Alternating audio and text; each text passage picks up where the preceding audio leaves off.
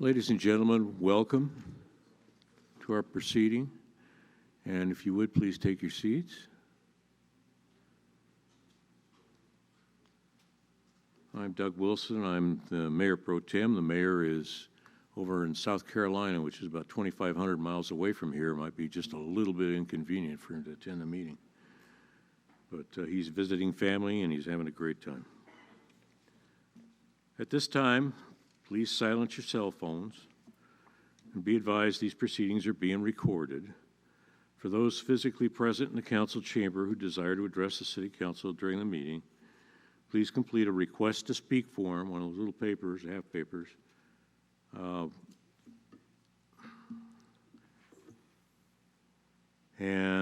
They're available at the front entrance at the council chamber and presented to the city clerk, and then speakers physically present and participating via Zoom will be called upon at the appropriate time, and each person is allowed 3 minutes of speaking time. We'll begin with a call to order. Convene the regular meeting of the City Council for Tuesday, May 28th at 6 p.m. The invocation will be given by me, and please join it with Lieutenant Lane, who will be leading us in the Pledge of Allegiance. So please stand.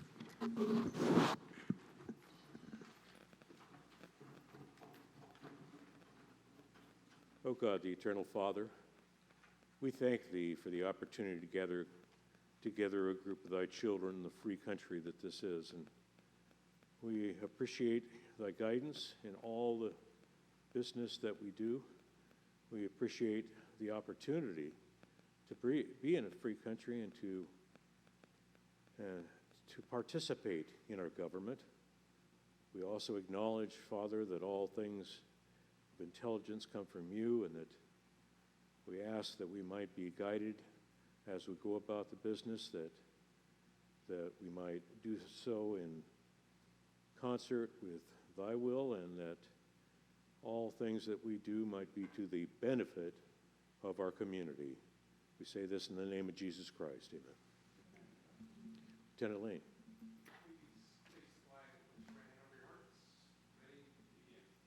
I pledge allegiance to the flag of the United States of America and to the republic for which it stands, one nation, under God, indivisible, with liberty and justice for all.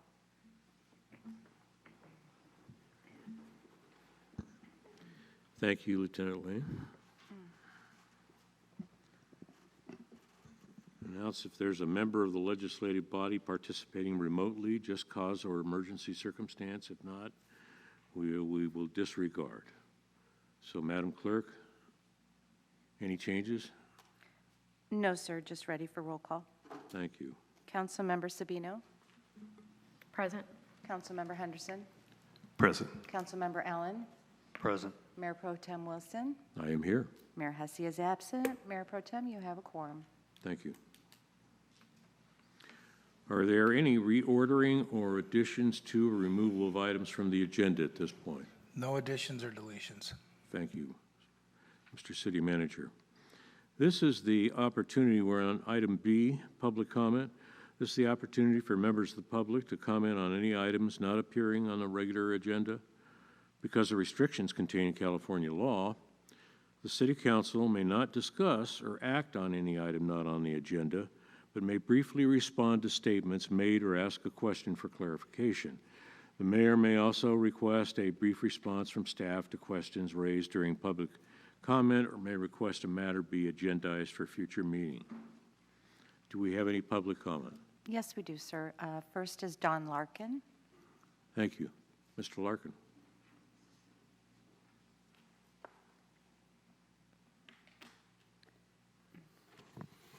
Good evening. I'm Don Larkin, president of the Grand Terrace Lions Club. And the Blue Mountain Festival was really great. Drew record crowds.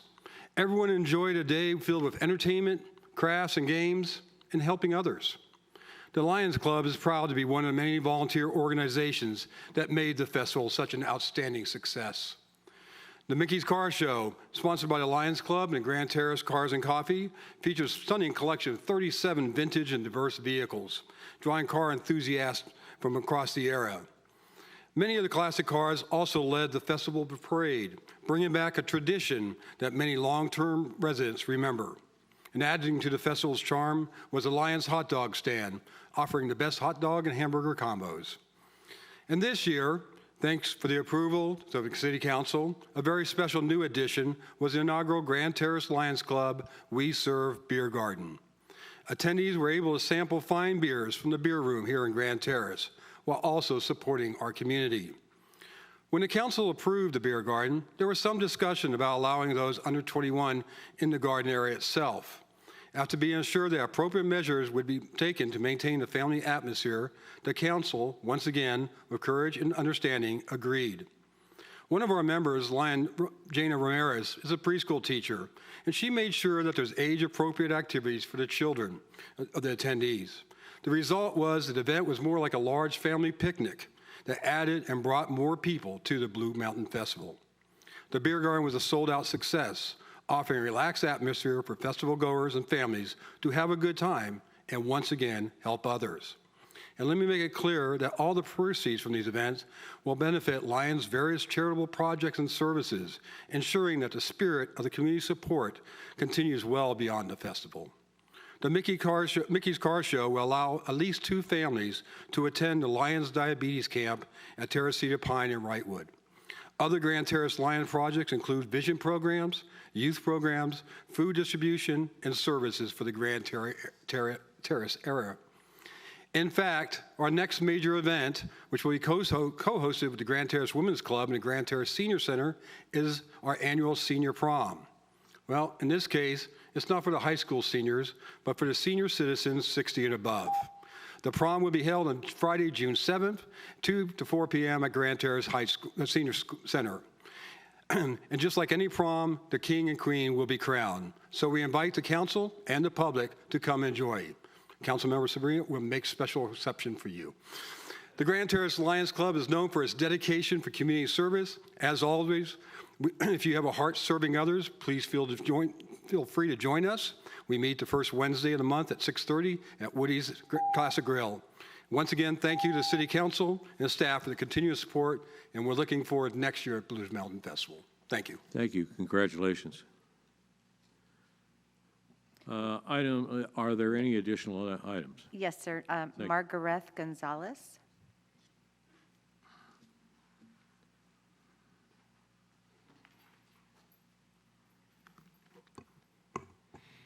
Good evening, City Council members and city members. My name is Margaret Gonzalez, and I am a youth leader and a member of the Community Coalition for Change. I come here to talk today about our smoke-free outdoor campaign for the city of Grand Terrace. The smoke-free outdoor campaign started in August of 2022. In 2022, the Grand Terrace Coalition conducted a series of outdoor cleanups. The observations found that 100% of the public spaces surveyed had cigarette butts present. 50% of the shopping centers surveyed that had at least 450 cigarette butts present.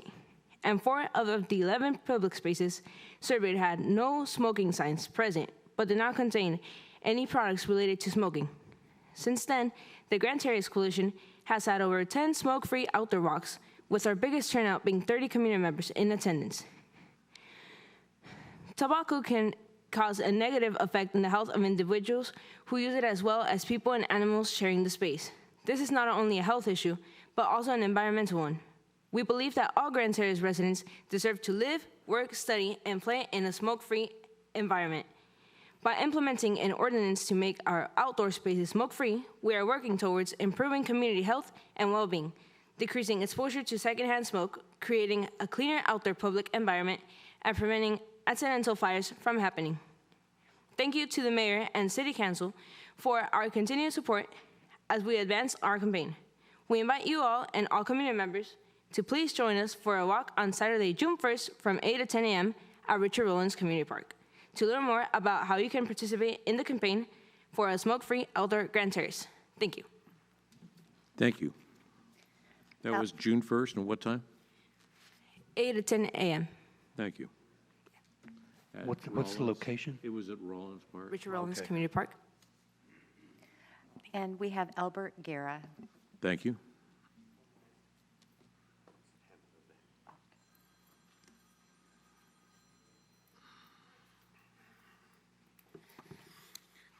Good evening, ladies and gentlemen. I just wanted to real quick bring up to the City Council's attention an incident from May 7th, about 4:45 p.m. up on the Mononas. I had someone knock on my front door. I was not home. I was actually on my way home from work. And based off the security camera footage at my house and my neighbor's house that the gentleman went to next, the gentleman was very confused, was wearing 2 jackets, it's about 75 degrees, and was asking about where the girls are at and where his dad used to live in my home. And he did reach my handle, and he also went to my neighbor's house up the street, and he did similar situation where he lives with his wife and 2 small children. I tried to call the San Bernardino County Sheriff's Department to see if that person was from J.C. Wallace's house, but they wouldn't give me an answer on that. But the person was clearly confused and possibly having an episode. He was semi-clean, so I don't think he was homeless. He also, on my neighbor's porch, decided that was a good place to smoke a joint. So I just want to make sure that you guys are aware that the possibly at J.C. Wallace's house, you guys could find out more information. But they are no longer hanging out at the stores. They're actually making the ways up into the neighborhoods now. And I'll tell you, if I came home and if my door was unlocked that night and I would have came home and he was in my home, that would have put me in a life-changing situation, regardless of what was happening. If he was having an episode from withdrawals or whatever, they would put me in something that I wouldn't want to be in. So I'll make sure the council is aware of situations that are happening quite regularly now, it seems like, in Grand Terrace. Thank you. Thank you. Let me ask you a question before you leave the Sir. pulpit. Did you call the police? The police were called and the person was stopped and I believe taken to Arrowhead mental health ward. No, very good. Okay, but it took that's about the way it's 10 supposed to minutes. work. Okay, that's good. Thank you. Mayor Pro Tem, we have one more. Bobby Forbes.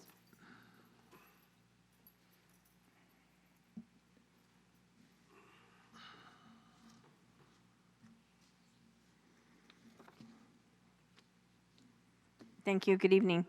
I would like to bring up about the yard sale signs. I'm not a person that holds yard sales, but it appears that the city signs now only have something on one side. It doesn't seem very fair to the people. I'm in sales. My signs all say something on both sides with an arrow pointing to where you're supposed to go. And if they're charging a fee to use the signs and they only get 5, they now have to use 2 at a corner to get someone to go to that direction. So I don't know why it changed, probably because of price, but maybe you should give them 10 instead of 5, or look at this and review it, because people are not happy in town. Some of you see it on Facebook, but I have people asking me about why did this happen. I have no clue. I don't go to yard sales, I don't do yard sales, and it seems like this is a public issue, signage is an issue. It is with real estate too, but if you're going to do this service for the community, when they're trying to make a couple bucks or clean out the garage, you should do it more fairly. Thank you. Thank you, Bobby. Just before you leave, I'm glad you came to us here because that way we can address it. I detest Facebook, government by Facebook, but that's my own personal feeling. So the only way that we can really respond is exactly the way you've done. So I appreciate that. Thank you. Any others? No, sir. Okay, thank you. Item number C, special presentations, we have none. Item D is consent calendar. The following consent calendar items are expected to be routine and non-controversial. They'll be acted upon by the City Council at one time without discussion. Any council member, staff member, or citizen may request removal of an item from the consent calendar for discussion. First and foremost, do we need to remove any items? Do we have a request for that at all? No? No request for removal. Okay. Are there any public comment on any of the items? No, Mayor. Okay, thank you. And just to give you a kind of a rough idea of what's going on here with the public, or with the consent calendar, we got a full reading of ordinances on the agenda, approval of the minutes of the special meeting on the 23rd of April, Approval of minutes of the regular meeting of the 23rd of April. Resolutions calling, giving notice of a general municipal election on November 5th. Setting public hearing for 2024-25 Landscape and Lighting Assessment District 89-1. Acceptance and approval of donation agreement for real property from Friends of the Blue Mountain by Dennis Kidd, who is a longtime resident here. 31st Amendment to Law Enforcement Services Contract Number 94-797 with the County of San Bernardino to provide law enforcement services for fiscal year 2024 to 25. A contract award to BWW and Company for repair damaged guardrail on Barton Road. Approval of an agreement between the City of Grand Terrace and Superior Building Maintenance for facility janitorial services. And finally, a termination of the July 1st, 2022 Memorandum of Understanding by and between Colton Joint Unified School District and the City of Grand Terrace. Right. Chair would entertain a motion. Move approval. We have a motion for approval. Do we have a second? Second. Okay, good. Okay, so we got a move for approval and a motion for second. Any discussion? Please vote. Motion passes unanimously. Thank you. Item number E, public hearings. This is the introduction, first reading of an ordinance approving zone change amendment, 2301, amending City Municipal Code Title 18, and so on. Do we have the attorney could read the ordinance for us?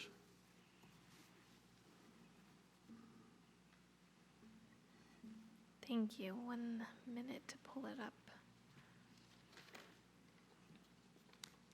Okay, so we have the introduction and first reading of, by title only with further reading waived, an ordinance of the City Council of Grand Terrace, California, approving zone change amendment ZCA 23-01 to amend Title 18 zoning of the Grand Terrace Municipal Code by repealing and replacing Chapter 18.60 off-street parking in its entirety.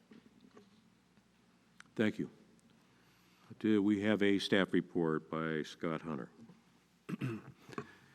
Yes, Mayor Pro Tem, members of the council, and the public in attendance tonight. This is for Zone Change Amendment 23-01. It is an ordinance that will be amending our off-street parking regulations in the city's municipal code, and it's tonight before the City Council for consideration of first reading introduction. The proposed amendments under this changes to the off-street parking will clarify specific areas of the off-street parking requirements that are currently unclear for both developers and staff. Some notable modifications that are going to be addressed in this zone change amendment, the key 7 ones that I'll bring up for the council and the public tonight is we're updating the parking standards for fast food restaurants without drive-throughs. We're updating gas station parking to address convenience stores and fuel pumps. We're adding drive-through queuing standards from the Institute of Transportation Engineers. We've added handicap, queued, and electric vehicle spaces into the parking counts. We've added a parking space overhang into a planter area for the parking space dimensions. We've added a parking management plan requirement into the ministerial parking adjustments. And we've updated the shared parking to require site-specific parking study from a licensed traffic engineer. I will note to the council and those in attendance tonight that we did have a thorough review of this proposed ordinance for the zone change amendment on May 2nd, 2024 with the Planning Commission Site Architectural Review Board. They conducted a public hearing on this item, and after a thorough review came up with 6 specific recommendations. The first recommendation from our Planning Commission was to revise Section 18.60.30B3I so that the ratio is 1 parking space for each employee on their largest shift of a fast food restaurant with no dine-in. Number 2 was to ensure that drive-through is spelled consistently throughout the parking section as in drive-THRU. That's what they preferred to see versus drive-THROUGH. So we corrected the spelling grammatically. Item 3 was to revise section 18.60.030B3J so that half of the parking located at the fuel pumps is credited towards the off-street parking for gas stations. Item 4, revise section 18.60.030D1F so that the credit of up to no more than 5 drive-through spaces towards the total number of off-street parking spaces is required only as applicable to drive-through restaurants with dine-in seating. This queuing credit would not apply to any drive-through restaurant that lacks indoor dining. Item 5, to ensure that ADA accessible is used as the term grammatically throughout the section as opposed to handicapped. And the last recommendation from the Planning Commission is item 6, to revise section 18.60.030B3F to remove the part number 1 that requires a parking space for every 4 fixed seats regarding the church parking standard. Again, a full accounting of all these changes, both the Planning Commission recommendations and staff's recommendations I touched on earlier, are included within attachment 2 to this agenda staff report in strikeout form for ease of understanding and reading through. This parking ordinance for the zone change amendment, staff would like to note, is consistent with the spirit and intent of the implementation plan goal 3.3 and policy 3.3.2. In that is the city conducting a periodical review of our zoning code parking standards to ensure that adequate off-street parking is available for specific land uses. And the modifications to the chapter for off-street parking are intended to address identified shortcomings of the code and make it more clear of what parking is required for land uses and proposed developments that should come in the future. Staff is in support of all 6 of the recommendations from our Planning Commission to the Council regarding this item, and that the ordinance for the zone change amendment, with the inclusion of the 6 recommendations, would be our recommendation that the City Council adopt. We also recommend and agree with that the determination the ordinance is exempt from the California Environmental Quality Act, CEQA, regarding the common sense exemption, which is section 15061B3. That concludes staff's presentation on this zone change amendment for the ordinance tonight, and I'm available for any questions the City Council or the public in attendance may have. Thank you, Mr. Hutter, Planning and Development Services Director. I should back up and ask if there's any ex parte communications, conflicts of interest, and/or recusals that need to be made public. Not seeing any, then we'll move on. Does anybody have any questions of the staff? Anybody in the City Council, at least? Nope. So we'll open up this public hearing to allow public testimony in favor or against the public hearing item. Do we have any papers? Yes, Bobby Forbes. Thank you.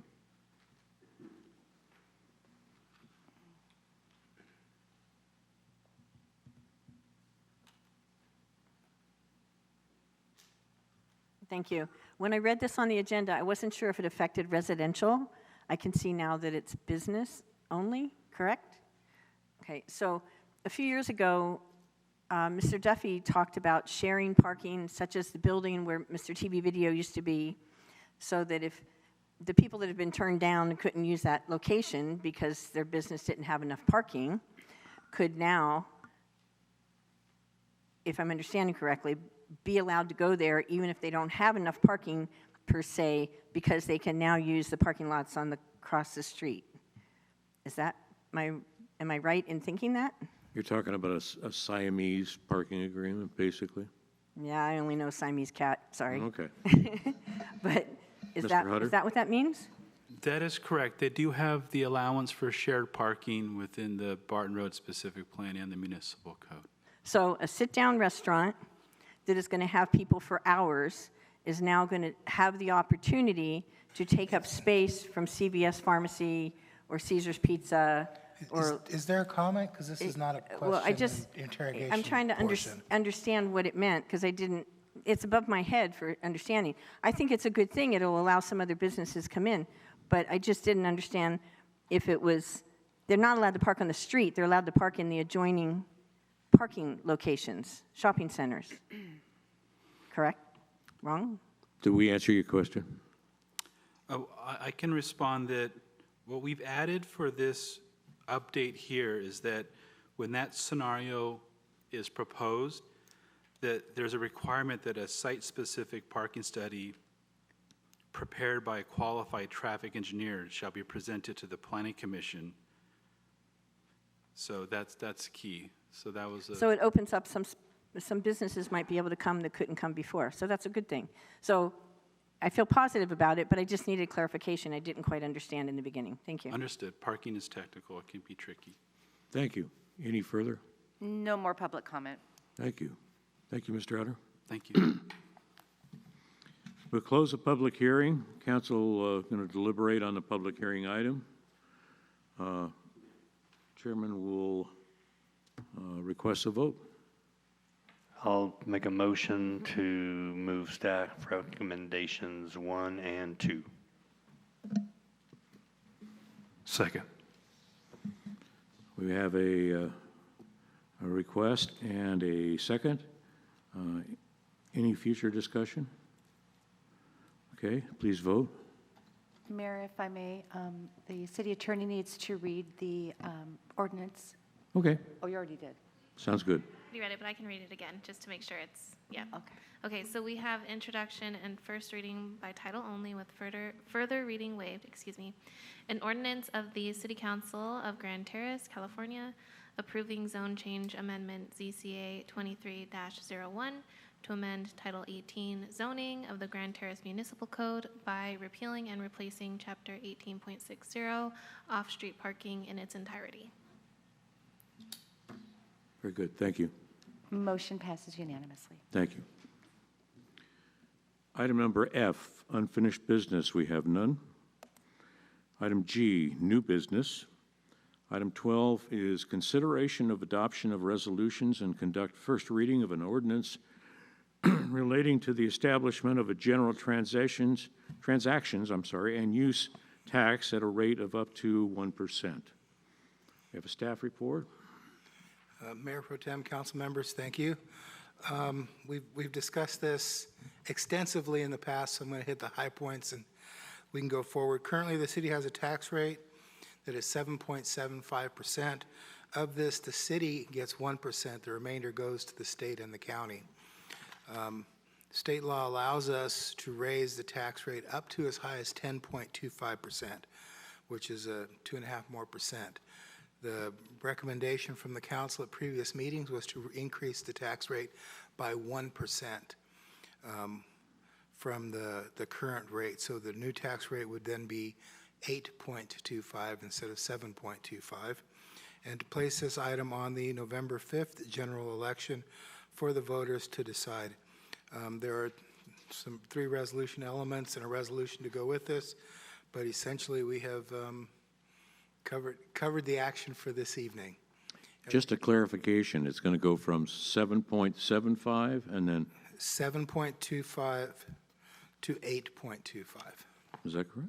That's what current citywide tax. My understanding was it was Sorry, going to be 7.7, I'm sorry, There you go. 7.75 to 8.75. 8.75, which is similar to other jurisdictions. Correct. When you go to Home Depot, for example, when you go to and buy stuff there, you look down in your receipt and it's an 8.75% tax.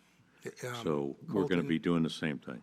Yes, Colton, San Bernardino, Redlands are all at the 8.25. Okay? Yes, we'll open it up to questions. Mr. City Manager, could you, sir, itemize the sales tax that's currently charged in the county of San Bernardino? Who gets what percentage so that the viewing public and our members here tonight understand Grand Terrace's share of the 7.75? Thank you. So yes, actually the state of that 7.75, the state gets 6%. San Bernardino County gets 0.25%. There are special taxing districts within the county, flood control, water, and those groups, fire, that gets 0.5%, and then the city of Grand Terrace gets 1%. So by far the lion's share, almost triple what everybody else combined is the state that goes to that. Thank you. Any other questions? Staff? Not seeing any. Then, is there any, I have we'll a open comment, this sir. item up to public comment? No Sorry. public comment, sir. No public comment? Sorry, I wanted to interject. Could we just clarify within here exactly how that money will be appropriated? The way this is presented, this is general fund money, so it will come in, it will be expendable for any general fund use. We have, in previous meetings, had extensive discussion with the council, and I think the intention is, from at least this council and probably from the citizens that have been here and spoken up, that this be appropriated in the future for law enforcement purposes. And the increase in revenue would be then sent towards law enforcement rather than other operational expenses. I think that's the will. The community has spoken very loudly on this, and I think the council has backed the community very loudly on this as well. Thank you. Any other questions? So we have no public comment on this item. Correct, sir. Chair would entertain a vote. I'll make a motion to approve staff recommendations 1, 2, 3, and 4. Do I need to read them, adopt the resolution? We'll go ahead and have the city attorney read it. Yes, I can read it. And, Okay. just for clarification and before the council votes, we do need a 2/3 majority vote on these resolutions in order for them to be passed. I'll second Councilmember Allen's recommendation. Okay, so We we have- have Resolution 24-11, and these will all be by title only with further reading waived. A resolution of the City Council of the City of Grand Terrace, California, ordering the submission to the qualified electors of the city of a certain measure relating to a transactions and use sales tax at the consolidated general municipal election to be held on Tuesday, November 5th, 2024, as called by Resolution 2024-09. We have ordinance number 353, an ordinance of the City of Grand Terrace, California, funding City of Grand Terrace general services by imposing a 1% transactions and use tax to be administered by the California Department of Tax and Fee Administration. And I did want to note, there was a typographical error on the last recital on page 1 of the ordinance. It identifies a March 28th date, and I just wanted to clarify it should be May 28th, 2024.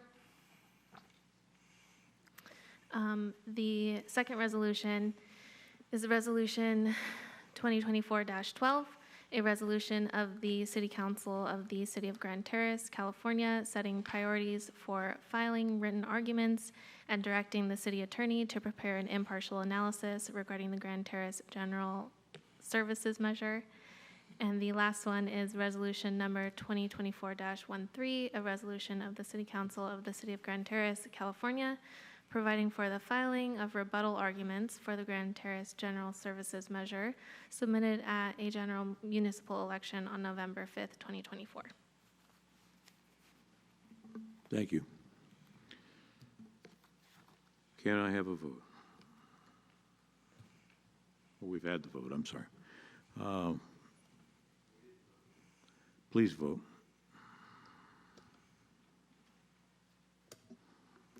Motion passes unanimously. Thank you. Now, according to this, if the resolutions are adopted, then we conduct the first reading by title only of an ordinance related to the proposed general transactions and use tax measure, which is what this is.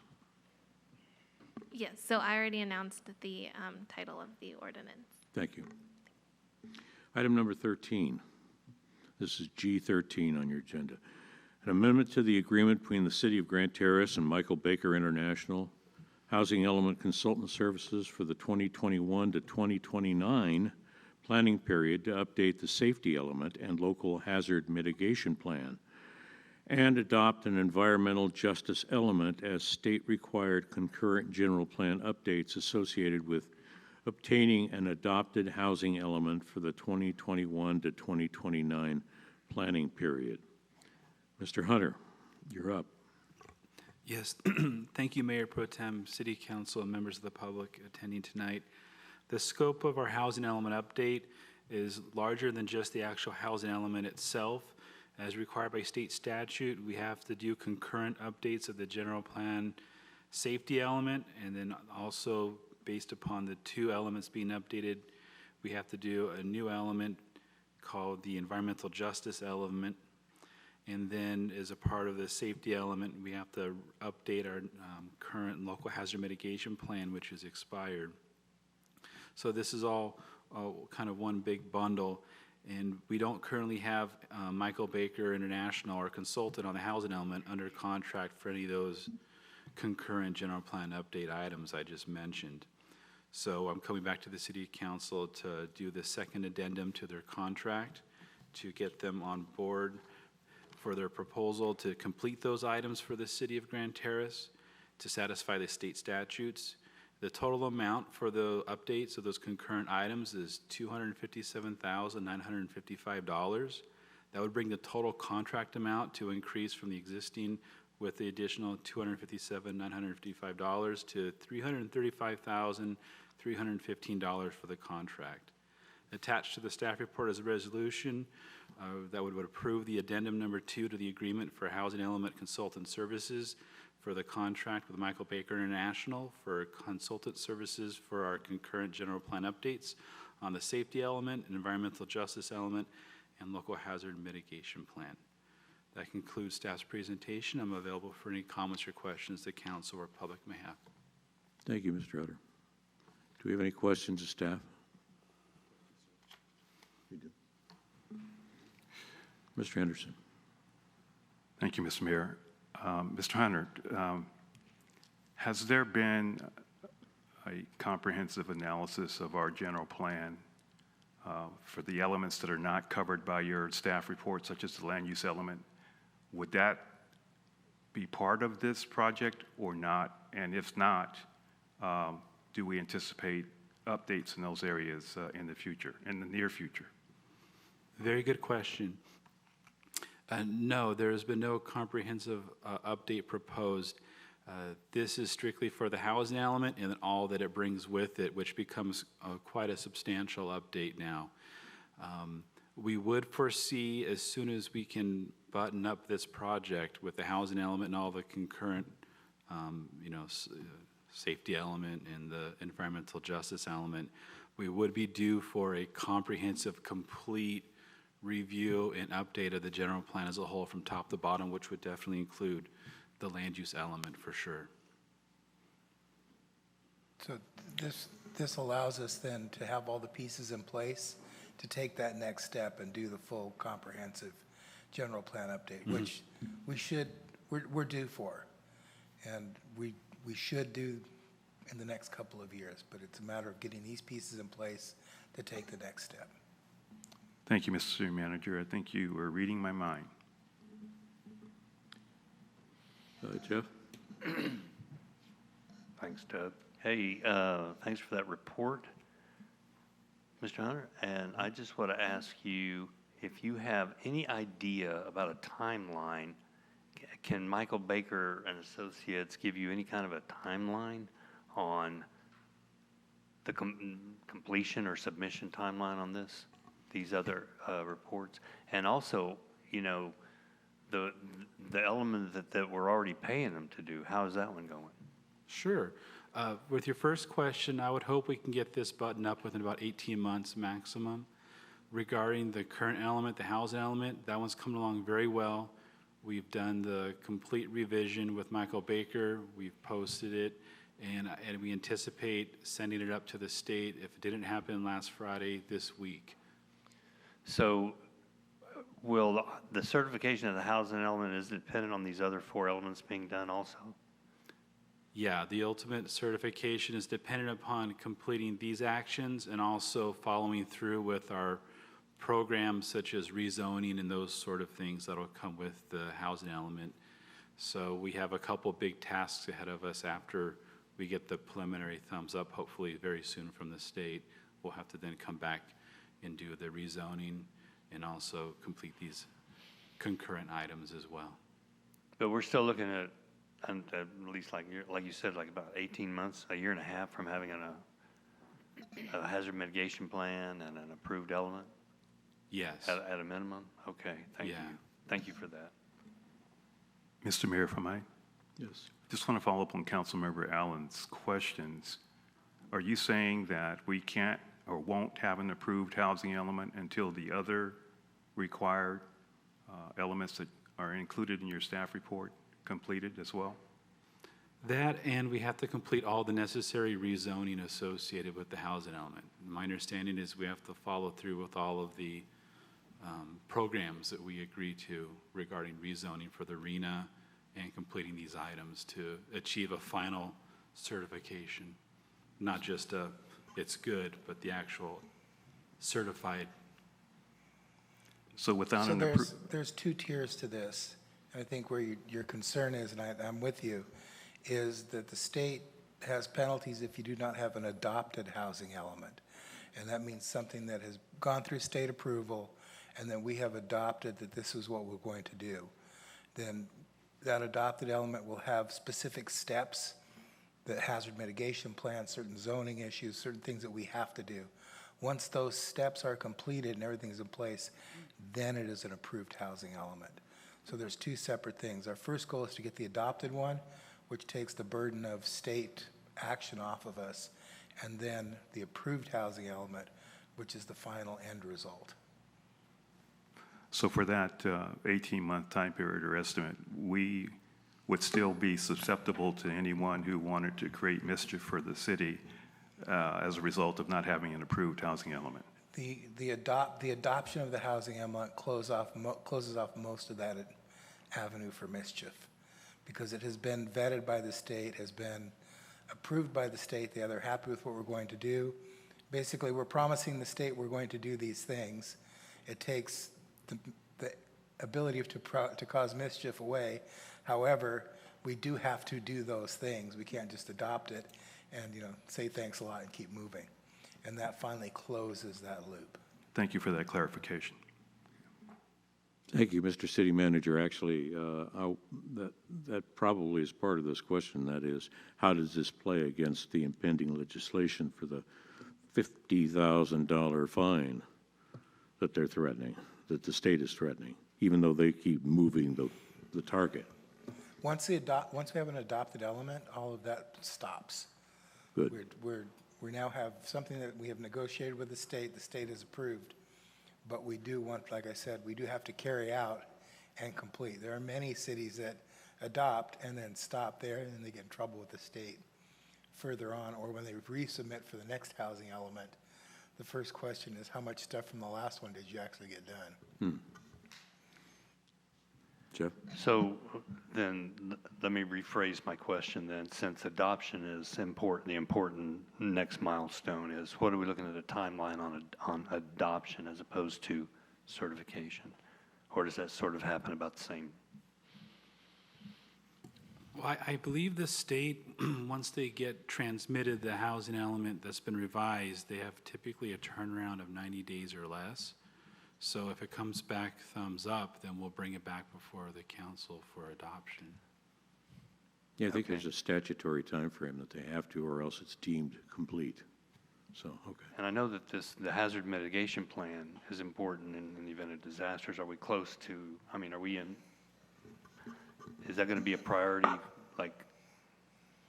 of getting these elements done? I would really like to see a hazard mitigation plan that's been certified. Yeah, it's very important. We've had meetings recently with the fire team and also CAL FIRE about that, because there's a whole process in that getting reviewed and approved at the state level. And ours expired last August. So technically, to be honest, we should have started updating that a couple years ago, because it's quite an undertaking. But since it pairs with the safety element and the housing element, they all go together. And it's kind of difficult to follow. So in the staff report, I put a little exhibit showing how the state statutes tie all these together for clarity. It's kind of tough to follow, but I try to be clear on that for you. Any further questions? Yeah, thanks for that. Thank you. All right, we'll open this up. Any public comment? No, sir. Thank you. Then Chair would entertain a motion. Move approval. Motion for approval. We have a second? I'll second. Okay, motion for approval and second. Please vote. Motion passes unanimously. Our next item is the item H. Oops. There we go. Future agenda items. At this time, the City Council may propose items for discussion and/or action. At a future duly agendized City Council meeting, a consensus of a majority of the quorum is required to place an item on a future agenda. Do we have any? Nope, not seeing any. Okay, then we'll go on to item number I. City Council Communications, Councilmember Michelle Sabino. Thank you. First of all, I want to congratulate Grand Terrace High School class of 2024, who they are graduating as we speak. So congratulations to them. We're excited. They participated recently in the parade. That was a great event. We also had, as Dawn pointed out, a fantastic festival.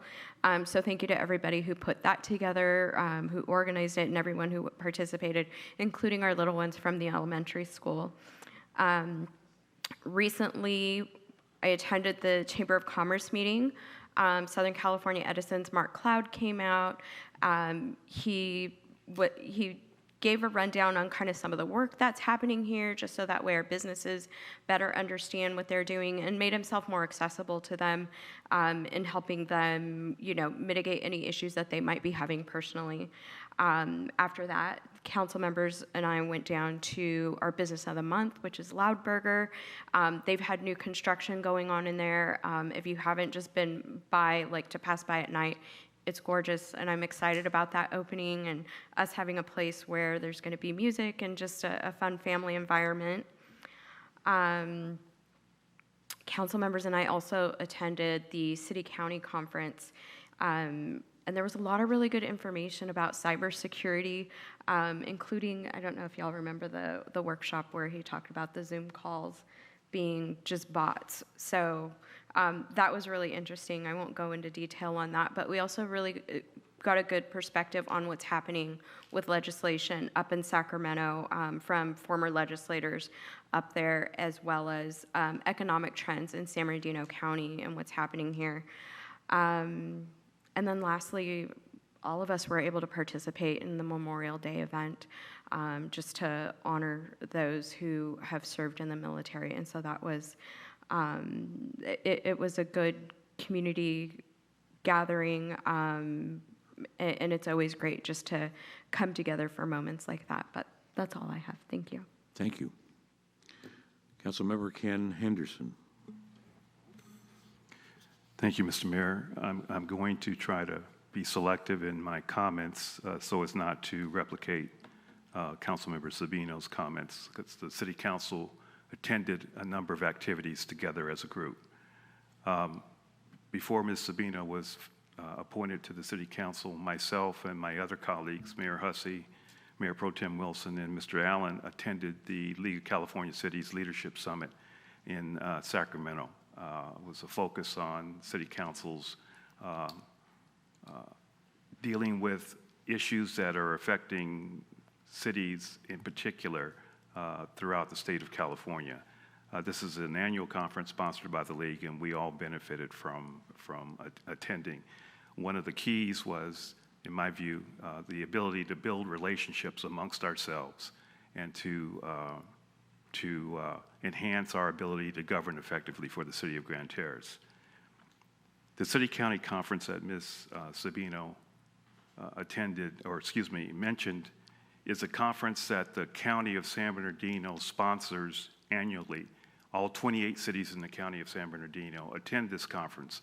And a number of attendees who worked in other cities and other counties indicated to the group as a whole that San Bernardino County, to our knowledge, is the only county that meets annually with its 28 cities. And I've been attending the city-county conference off and on since 1996, and I felt this last version of it was one of the most effective as part of the process. The Blue Mountain Festival, I can't say enough good things about it. The staff in particular, the volunteers, the vendors, the participants, the community as a whole. I'm a car guy, so I participated in the parade, drove one of my cars, and it was just wonderful. Shout out to Johan Gallo for making that happen. And Veterans Wall of Freedom. Enough said about that. It's just a tremendous, heart-moving event. The weather was perfect. I want to thank Mr. Don Larkin, Mr. Shad Bowl, and many other volunteers who made that event happen, and look forward to next year's event as well. That's all I have, Mr. Mayor. Thank you, Mr. Anderson. Councilmember Jeff Allen. Thanks, Mayor Pro Tem. So our last council meeting, I think the last meeting we met was on the 23rd of April, because we skipped one. And since that time, one of the, I'm the board representative to the Colton Joint Unified School District. And so I attended the community cabinet meeting on the 24th of April, which showcased the Grand Terrace High School, which earned their distinguished school status. And they were featured there and showcased throughout the entire morning's presentation. And then on the following day, April 25, the Grand Terrace High School Engineering and Arts Showcase presentation at the high school. And over the past 6 years, I've attended these engineering, science, and technology student pathways programs where the teacher there, Matthew Johnson, first invited me 6 years ago to come and judge in the engineering fair where the kids present their projects they've been working on all year long. And I was just amazed at some of the projects that these kids, actually all of the projects that these teams of engineering students had spent the whole year creating. And we had some of them come here and show our council and the audience members back then some of their projects. This past event, they actually included now the arts pathways, and I really liked that because the art students were able to feature and showcase the design that they have for the battery energy storage system, the walls that surround it. They're going to create the facade, the design facade for that over the next school year and install that, and it was really a nice looking project. So I also attended the chamber meeting that you spoke about, and that was good that, Mr. Cloud from SCE spoke about, and he just wasn't able to answer my question, though, about that new fee that PUC is allowing them to attach onto our bill now. So I want to also say a big thank you to all the participants at the annual art show we had here at the community room on May 11. The artist, and one of them sitting right here to my right, who entered their artwork to be shown to the community. A lot of beautiful artwork in there of different mediums, and I'd like to thank the Lions Club, the Women's Club, and all for helping out with those events. On May 14th, I went and participated at the JPIA conference. JPIA is the Joint Powers Insurance Authority, and they're our city insurer. And so they had a 3-day long risk management conference where we discussed ways to lower the risks of having to file claims with the insurance company in our city, like grinding down sidewalks where the tree roots pop them up, or, any of the other number of things that people get hurt or injured over, anything that can cause a problem. So that was, and one of the things that we focused on was what you mentioned also about cybersecurity and about the use of generative AI and how that's progressing by leaps and bounds in local government. At the city-county conference that I attended, speaking of that, the Corona Police Department presented there on generative AI and cybersecurity, and they're actually using generative AI to help them write their police reports. And it was really interesting because it's a real time-saving feature that helps keep the officers out on the road more and not sitting behind a desk most of their shift trying to write reports. So I thought that it was interesting to see how the use of AI is coming along and being accepted into local government with concerns. And that city county, what I took away from that city county conference, the very last presentation, that dynamic speaker that they had on the state of the economy, who reinforced time and time again how important it is to understand the narrative of the story that you're reading or the article you're hearing or what you're hearing about on the news, because there's always there's a purpose behind the story, and the narrative is there, and if you delve into it, you'll find that it may not be what's actually going on. And his point was that our economy is doing fantastic at the county level, at the state level, and at the federal level. And the narrative that you hear on the news at night and that you read in the papers may not make that say that, but if you talk to somebody who knows how to look at the numbers, if you talk to the economist, you'll find that the economy is roaring. And in Southern California, it's doing great. I took that away. I want to echo what everyone is saying about the Blue Mountain Festival. It was such a tremendous event to have that reestablished in our city. We long-term residents remember how great it was back when we used to have it, and we're so glad for all these volunteers. And I mean, it was all volunteer effort that brought it back. It was just amazing. Of course, the city staff were there, with their part, but Brian and Christina and Johan and Ed and Becky Giroux and the whole Lions Club, you guys are just heroes to our city, and my hat is off to all of you. Thank you, thank you, thank you. And for the Memorial Day, I'm a vet. I spent over 20 years in the Army, did a little time in the Middle East, and I just want you to know that thank you to those folks who put on that Memorial Day event every year. It's a very meaningful event, and it gets better each year. And so, as a vet, I want to thank you for that. Thank you, Jeff. Last but not least, it's been a very, very busy month. As I started to write down all these things, it reminded me of some of the stuff. I also attended the engineering and art fair over the Grand Terrace High School, and I was surprised at how many little toothpick things there were. But some of them were pretty interesting, and the important aspect of that is that it's enterprising. That's where all these good ideas come from. There's a lot of enterprising. Then we went to Sacramento and basically begged our representatives for money. And, there were a couple of items that we went after with one of the senators and also one of the chief staff of assembly member. But we've acknowledged that the city of Grand Terrace doesn't have a whole lot of storm drain. And what it costs in other costs is the road after you put that storm drain in. As you can imagine, when you try to put a straw through any kind of street improvements, you're going to run into something. But when you're talking about that straw being a 48-inch pipe, now you're talking about running into every water service, every underground utility crossing, and it really makes a mess.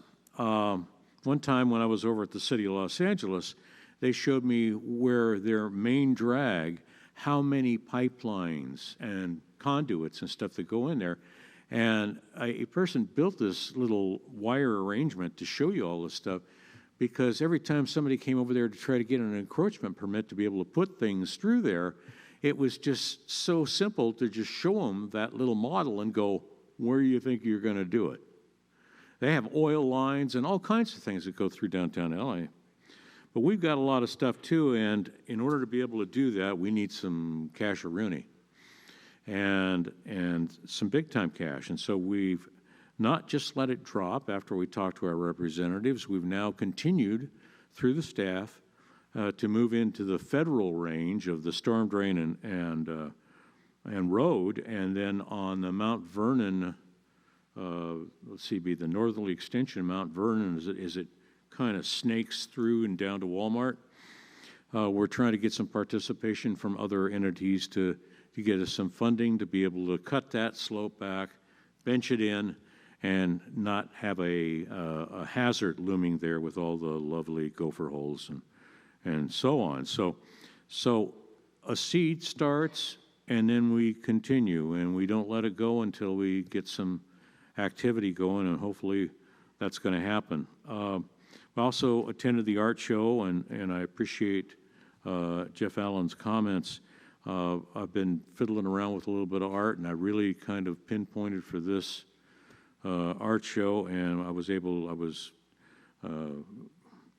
was fortunate enough to be able to submit 6 pictures that I had been working on, drawings, and got to hang some stuff on there. Unfortunately, a couple of them fell off onto the floor and broke the frames and everything into smithereens.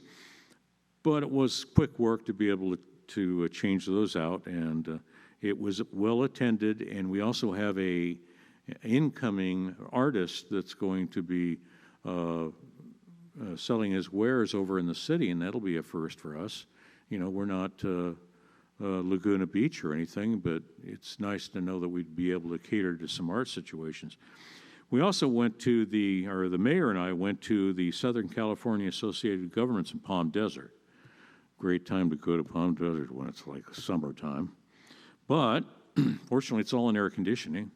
And so, well, I was the voting delegate, the mayor's the alternate, and we got involved in a lot of good conference material that gives us good ideas to be able to implement here in the city. Also attended the city-county conference in Arrowhead, and the Changing the Narrative game plan in that conference was the most valuable thing that I came away with. When people start to talk to you about where the heck is Grand Terrace, tell them that you love it and that you like living here and it's a beautiful place. You know, instead of what the news has a tendency to do, and that is to go after the horse shows. And, you know, if there's a murder someplace, they want to publicize that. If there's a shootout somewhere, they're going to publicize that. Their agenda is different than ours. Our agenda is that we like this place that we live. And so we're just going to keep, you know, pouring effort into it and making money, putting money towards improvements and improving your lifestyle. And we also attended, of course, the Blue Mountain Festival, got a chance to ride on the old fire engine. And this time, he did something to it because it didn't have quite as much smog coming back out at us, but it was hotter than a pistol, I can tell you that. My old dome is suffering a little bit. But it was a good opportunity, and the festival was great, and we had more attendance than we've ever had. And it was a brainstorm to have it in May rather than have it in the dead of July. And then just recently, of course, or most recently, we attended the Memorial Day celebration. It was a very moving experience. It's the best way to coin it. And I got an opportunity to pinch hit for the mayor, who has a lot of experience in military actions, and of course, Don Larson. We had a couple of really great speakers, and we had some terrific music. So in an hour and 15 minutes, it was really a great honor to be able to participate in honoring our everybody that had made the ultimate sacrifice. And that's all I have. City Manager, you're on. Yeah, well, you guys talked about all the good stuff. So, but really quick, just to touch base on a few things. Councilmember Allen talked about the engineering program and putting the students doing the sign around Condor Energy. This really was a big event where the students took it as an art commission, met with the company, met with the stakeholders, treated it as a true commission. The art students, the graphic design people came up with it. They passed it off to the welding and the metal group. So it really is an all-student created, driven, and installed piece, which is remarkable for a community like this. The Blue Mountain Festival was phenomenal, and this was a complete community-driven event. There was a committee of residents that met. They put this thing on. They decided what was going to happen. We had our residents in the parade. The fat kid walked. And then also those residents that took time out of their day just to come out and watch the parade, because if they weren't there, it was just a traffic obstruction, not a parade. So it was a great community, and it was driven by the community. So everybody that, top to bottom, done by the residents, done by the citizens, staff was here to help facilitate. So it shows what can really happen when a community comes together. Thank you. And then finally, the economics, and Economist was right. It's roaring. We're seeing that locally, and we're seeing this in our businesses. We're seeing it in our sales tax, and not just because the economy is roaring, but because our residents are taking the time to shop locally, to spend the time in our stores, to invest in our community, and to give back to what belongs here. And that is so important for us. And I want to thank everybody that does that, everybody that goes out of their way, that stops and fills up their tank of gas in the city instead of someplace else, that goes shopping here in town. It means so much to us as a community to keep that community feel, and also to keep that money here in town. So thank you to everybody, and that is it for me. Thank you, Mr. City Manager. We have no closed session, item K, so we will adjourn. The next regular City Council meeting will be held on Tuesday, June 11th at 6 p.m. Any request to have an item placed on a future agenda must be made in writing and submitted to the City Clerk's office. Thank you.